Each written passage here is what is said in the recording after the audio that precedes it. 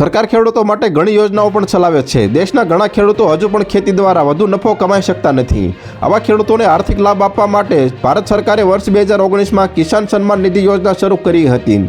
આ યોજના દ્વારા સરકાર દેશના કરોડો ખેડૂતોને લાભ આપે છે। આ યોજના હેઠળ સરકાર ખેડૂતોને વાર્ષિક 6,000 રૂપિયા આપે છે।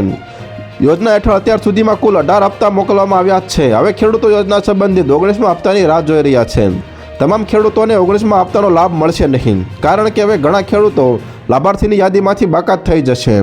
વાસ્તવમાં કિસાન યોજના હેઠળ લાભો મેળવવાનું ચાલુ રાખવા માટે ઓછા લોકોએ આ યોજના પૂર્ણ કરવી પડશે।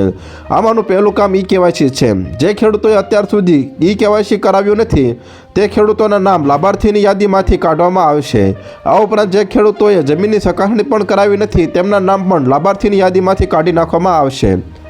તો હાલ ત્યાર માટે આટલું જ મિત્રો। ફરી મળીએ નવી અપડેટ સાથે। તે પહેલાં વિડીયોને લાઇક કરી ન્યૂઝ ચેનલને સબસ્ક્રાઇબ કરો અને પાસે આવેલું બેલ આઇકન પણ દબાવો।